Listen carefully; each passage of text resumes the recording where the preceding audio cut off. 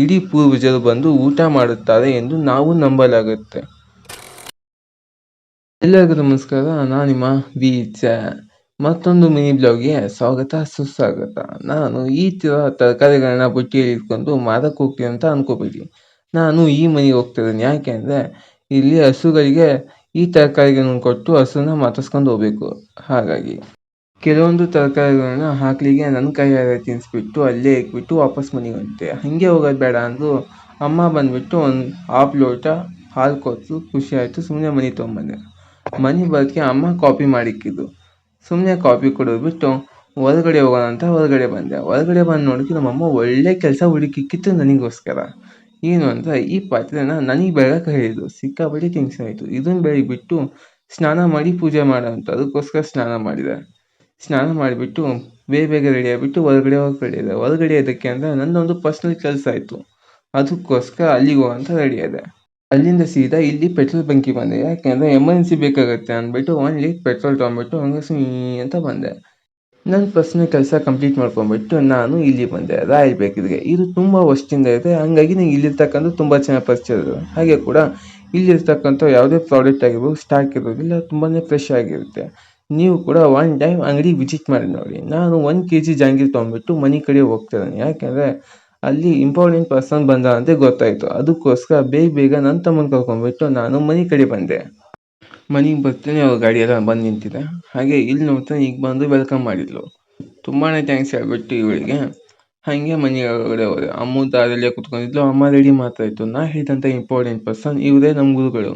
ಈ ಗುರುಗಳು ಬಂದುಬಿಟ್ಟು ನಮ್ಮ ಮನೆಗೆ ಯಾಕೆ ಮಾಡಿ ಅಂತ ನೆಕ್ಸ್ಟ್ ಹೇಳ್ತೇನೆ. ಇಲ್ಲಿ ನನಗೋಸ್ಕರ ಒಂದು ಪಾರ್ಸಲ್ ಬಂದಿತ್ತು. ಏನಾದ್ರು ಬ್ಲಾಗ್ ಮಾಡಬೇಡಿ ಅಂತ ಮುಖ ಮುಚ್ಕೊಂಡ್ರು. ಒಗ್ದ್ಬಿಟ್ಟಾಕಿ ಪಾಪ ಅಂದ್ಬಿಟ್ಟು ಬಿಟ್ಬಿಟ್ಟು ಇಲ್ಲಿ ಬಂದೆ. ಇದು ನನ್ನ ಹೆಸರಿಗಲ್ಲ, ನನ್ನ ಅಮ್ಮನ ಹೆಸರಿಗೆ ಬಂದಿತ್ತು.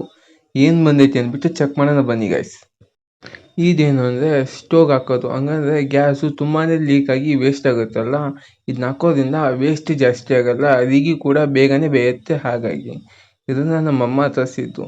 ತುಂಬಾ ಚೆನ್ನಾಗಿದೆ. ಇದು 500 rupees ಪೇ ಮಾಡಿ ನನಗೆ ಖುಷಿ ಆಯಿತು ಬೇಜಾರಾಯಿತು ಗೊತ್ತಾಗಿಲ್ಲ. ಇದನ್ನು ತಗೊಂಡೋಗಿ ನಮ್ಮ ಮಮ್ಮಿ ಕೈ ಕೊಟ್ಟೆ. ಕೊಡ್ತಿದ್ದಂಗೆ ನಂಗೆ ಒಳ್ಳೆ ಕೆಲಸ ಹಚ್ಚಿತ್ತು, ಇದನ್ನ ಪೂರಿ ಮಾಡೋದು. ಇದನ್ನೆಲ್ಲ ಮಾಡೋಷ್ಟಕ್ಕೆ ಸಾಕಾಯಿತು. ಕೆಲಸ ಮುಗಿಸ್ಕೊಂಡ್ಬಿಟ್ಟು ಹೊರಗೆ ಬರ್ತಾನೆ ನಮ್ಮ ಅಣ್ಣ ಬಂದಿದ್ದ. ಯಾಕೆ ಅಂದರೆ ನಮ್ಮ ಮನೇಲಿ ಒಂದು ಹಬ್ಬ ಇದೆ. ಯಾವ ಹಬ್ಬ ಅಂದರೆ ಹಿರಿಯರ ಹಬ್ಬ ಅಂದ್ಬಿಟ್ಟು ಪ್ರತಿ ವರ್ಷ ಕೂಡ ಈ ಟೈಮಲ್ಲಿ ಮಾಡ್ತೇವೆ. ಏನಂದರೆ ಪಿತೃಪಕ್ಷ ಅಂತ ಒಂದು ಟೈಮ್ ಬರುತ್ತೆ. ಆ ಟೈಮಲ್ಲಿ ಪ್ರತಿ ವರ್ಷ ಕೂಡ ಮಾಡ್ತೇವೆ ನಾವು. ಇಲ್ಲಿ ಹೊಸ ಮನೆಯಲ್ಲಿ ಬಂದುಬಿಟ್ಟು ನಾನು ಒಂದು ಟೇಬಲ್ ಹುಡುಕ್ತಾ ಇದ್ದೆ. ಯಾಕಂದರೆ ನಮ್ಮ ಪೂರ್ವಜರಿಗೆ ಊಟಕ್ಕೆ ನೀಡಲು. ಅಲ್ಲಿ ಟೇಬಲ್ ಅರೇಂಜ್ಮೆಂಟ್ ಮಾಡಿಬಿಟ್ಟು ಹೊರಗಡೆ ಬಂದೆ. ಯಾಕೆಂದರೆ ನಮ್ಮ ಪೂರ್ವಜರಿಗೆ ಇಲ್ಲಿ ಪೂಜೆ ಆಗ್ತಾಯಿತ್ತು. ಅದಕ್ಕೆ ನಾನು ಕೂಡ ಜಾಯ್ನ್ ಆದೆ. ಇಲ್ಲಿ ಬಂದರೆ ಪಿಂಕಿ ಸುಮ್ಮನೆ ಕೂತ್ಕೊಂಡಿದ್ಲು. ನಮ್ಮ ಅಣ್ಣ ಫೋನಲ್ಲಿ ಬ್ಯುಸಿ ಆಗಿದ್ದ. ಇಲ್ಲಿಂದ ಶುರುವಾಯ್ತು ನೋಡಿ ನಮ್ಮ ಪೂರ್ವಜರಿಗೆ ಊಟ ನೀಡೋದು. ಪೂರ್ವಜರು ಅಂದರೆ ಯಾರು ಅಂತ ನಿಮಗೆ ಗೊತ್ತಾಗಬೇಕಾ? ಬನ್ನಿ ನಾ ಹೇಳ್ತೇನೆ. ಯಾರು ಅಂದರೆ ಹಿಂದೆ ಸತ್ತಿರ್ತಾರಲ್ಲ, ನಮ್ಮ ಅಜ್ಜ ಆಗಿರ್ಬೋದು, ಅಜ್ಜಿ, ಮುತ್ತಜ್ಜಿ, ಹಾಗೆ ಹಿಂದೆ ಅನೇಕ ಜನ ಸತ್ತಿರ್ತಾರಲ್ಲ, ಅವರನ್ನು ನಾವು ಪೂರ್ವಜರು ಎಂದು ಕರೆಯುತ್ತೇವೆ. ಏನು ಅಂದರೆ ವರ್ಷದಲ್ಲಿ 1 ತಿಂಗಳಲ್ಲಿ 15 ದಿನಗಳ ಮಾತ್ರ ಈ ಪಿತೃಪಕ್ಷ ಎಂದು ಬರುತ್ತೆ.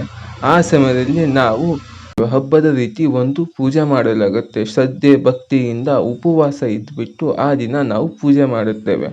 ಹಂಗಂತೂ ಇಡೀ ಪೂರ್ವಜರು ಬಂದು ಊಟ ಮಾಡುತ್ತಾರೆ ಎಂದು ನಾವು ನಂಬಲಾಗುತ್ತೆ. ಹಾಗೆ ಈ ದಿನ ನಾವು ನಮ್ಮ ಮನೆಗೆ ಬಂದಂಥ ತುಂಬ ಸದಸ್ಯರಿಗೆ ಊಟ ನೀಡಲಾಗುತ್ತೆ. ಹಾಗೂ ಬ್ರಾಹ್ಮಿನ್ಸಿಗೆ ಕರೆದುಬಿಟ್ಟು ನಮ್ಮ ಕೈಯಿಂದ ಆದಷ್ಟು ದಾನ ನೀಡಲಾಗುತ್ತೆ. ಹಾಗೆ ಪ್ರಾಣಿ ಪಕ್ಷಿಗಳಿಗೆ ವಿಶೇಷವಾಗಿ ನಮ್ಮ ಕಡೆಯಿಂದ ಆದಷ್ಟು ಆಹಾರ ನೀಡುತ್ತೇವೆ. ಇದು ನಮ್ಮ ವಿಶೇಷ ಸಂಪ್ರದಾಯ. ಇವತ್ತಿನ ಬ್ಲಾಗ್ ಇಷ್ಟ ಆಗಿತ್ತು. ಈ ಬ್ಲಾಗ್ ನಿಮಗೆ ಹೆಂಗೆ ಅನಿಸ್ತು ಅಂದ್ಬಿಟ್ಟು ಕಮೆಂಟಲ್ಲಿ ತಿಳಿಸಿ.